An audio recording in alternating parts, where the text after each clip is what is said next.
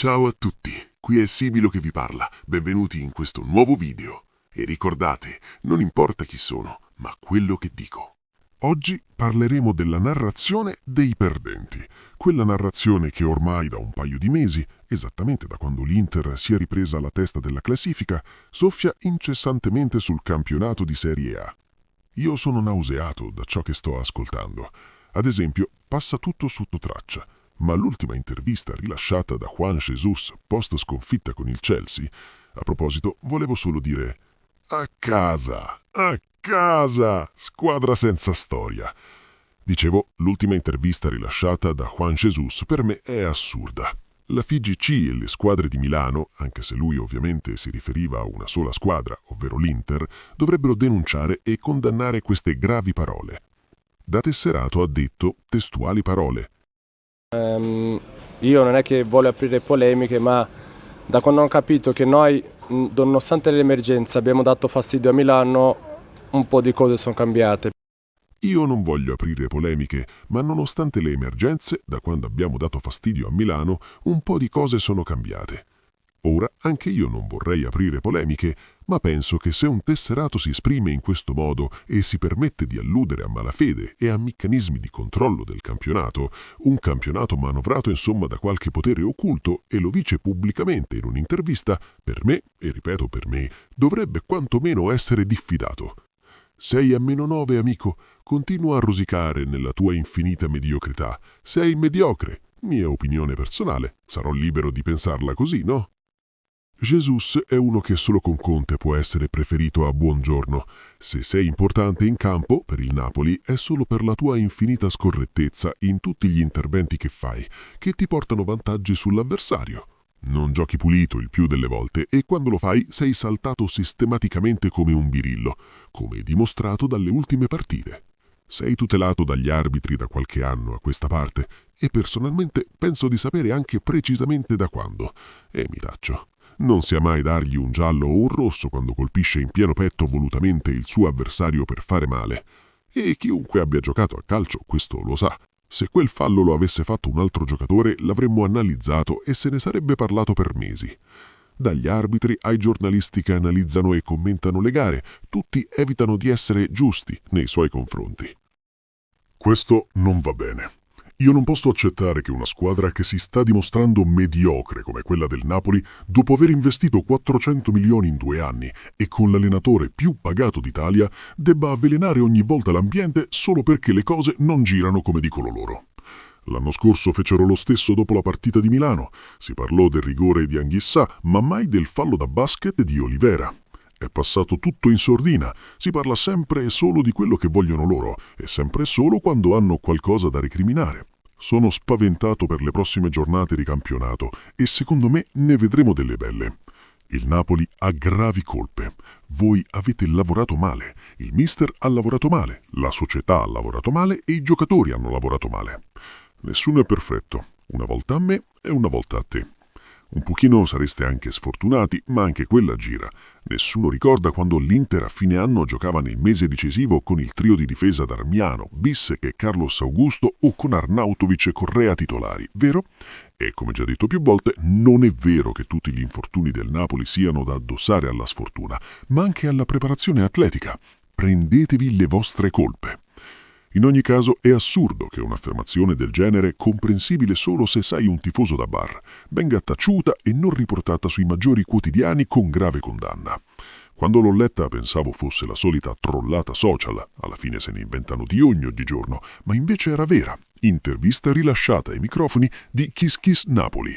Ed ennesimo oppio, fumo buttato negli occhi dei napoletani. Questo si sta facendo passare anche per senatore, quando per qualità non potrebbe farlo alla Cremonese, con tutto il rispetto. Napoletani, aprite gli occhi. Si piange ogni giorno per aver demeritato sul campo, ma vi rendete conto? Conte, dopo essere arrivato 30°, dice che il Napoli meritava la qualificazione. Cosa meritava e con quale principio? Con quello di aver fatto una partita decente all'ultima giornata ed aver perso lo stesso col Chelsea in ciabatte, oppure per altro? Fatemi capire. La qualificazione l'ha meritata il Karabakh, il Bodo, non il Napoli. A tal proposito vi lascio un piccolo estratto audio di un tifoso napoletano a fine partita rilasciate a Calcio in Pillole che mi è capitato di ascoltare, giusto per confermare che quanto vi dice il sottoscritto non è la visione di un tifoso dell'Inter a cui sta antipatico Napoli o di un tifoso con i paraocchi, ma qualcosa di condiviso da tanti tifosi obiettivi e conoscitori di questo sport.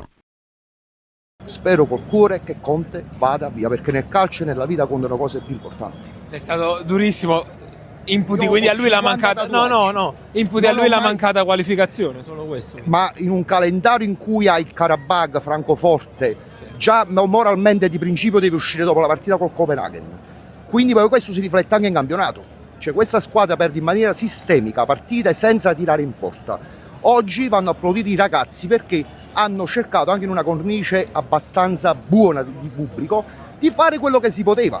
Ma più di questo non puoi fare, perché se non fai ragionare la squadra sulla tecnica che non c'è, io non posso vedere dopo 30 anni di calcio la palla lunga Hollywood con tutto il bene in cambio europeo, il calcio moderno con 60 partite, con una preparazione a picco che si faceva ai tempi di Berzotto e di Ottavio Bianchi. Conte è questo. Finiamo la stagione con Oriali che deve fare da metodista perché non abbiamo più giocatori. Non si discute giornalisticamente degli infortuni muscolari del Napoli, che ne sono 18, record europeo, per una preparazione che è fatta sulle basi di 40 anni fa, su un calcio che praticamente si evolve giorno dopo giorno e giochi 60 partite stagionali. Io ho fatto la vita presso al Napoli, ho fatto le trasferte quando c'era ancora il calcio, adesso non ce la faccio più, te lo giuro. Conte deve andare via. Ho 50 tatuaggi, non ho mai tatuato il quarto scudetto del Napoli. Complimenti. Null'altro da aggiungere. Complimenti per l'onestà. Se quanto detto da Juan Jesus fosse stato detto da Barella o Bastoni a fine campionato scorso, cosa si sarebbe fatto? La FIGC sarebbe intervenuta puntuale. Ve lo dico io, ci sarebbe stata gogna mediatica, diffida, perculata social sui perdenti. Se quanto asserito da Conte nell'ultimo mese fosse partito dalla bocca di Simone Inzaghi l'anno scorso, cosa sarebbe successo? 25 giornate di squalifica. Inzaghi sarebbe stato equiparato a un delinquente. Sono nauseato, amici. Avvelenare l'ambiente solo perché si è a -9, meritatamente, e perché tanto non si ha nulla più da perdere, è un vostro chiaro obiettivo, e si è capito chiaramente che le prossime settimane sarà ancora peggio. Fate veramente pena. Se il calcio in Italia è anni luce dietro quello europeo, è anche per atteggiamenti del genere. Io godo nel vedere sulla nostra panchina Mister Kivu. Sta mandando al manicomio tutti e non lo smetterò mai di ripeterlo. Ah, che goduria! Uno che cita il complotto di Milano è anche un poveretto che pensa di essere furbo, ma non capisce che porta solo astio e odio tra nord e sud, roba che nel 2026 dovrebbe essere ampiamente superata. Poi si lamenta del tema razzismo, guarda che è la stessa cosa, si tratta sempre di ignoranza. Poi, se hai prove di quello che dici, portale alla luce e ti ascolteremo tutti. Ma vedi te se nel 2026 dobbiamo ascoltare un giocatore rosicone che parla di complotti. Vergogna! Io mi rivolgo a quei tifosi onesti, come la persona di cui vi ho portato l'intervista, se analizzate bene ogni singola frase, ogni singolo attacco strumentale dell'allenatore Conte e le parole che poi escono fuori anche dalla bocca dei suoi fedelissimi, noterete due cose molto semplici. Prima cosa, quando si è in un momento di difficoltà si portano sul banco degli imputati non i propri demeriti, ma in primis qualcuno che stia mancando di rispetto, come Spalletti poco prima del Chelsea, o falsando il campionato, come subito dopo la gara con il Chelsea. Le frasi sono scelte in maniera scientifica. Quando invece si vince in casa contro l'Inter con il primo non rigore assegnato da un guardalinee nella storia del calcio, allora tutti sorridenti, si parla di tattica, si parla di grande cuore. Vi stanno usando, coltivando odio territoriale e ignoranza su tutti i temi, da quello calcistico a quello politico e finanziario. Il mio desiderio per questo nuovo anno e per le prossime annate calcistiche è quello di avere più persone come Christian Chivu in Serie A, magari con poca esperienza, ma con il coraggio di cambiare alcuni modi e atteggiamenti che sono intrisi in questo campionato, che ormai è diventato davvero povero di contenuti. Per oggi è tutto. Lascia un commento e se vuoi restare sempre aggiornato e non perderti nessuna mia analisi, iscriviti subito al canale, metti hype, lascia un like e attiva la campanella. Qui era Sibilo. Alla prossima!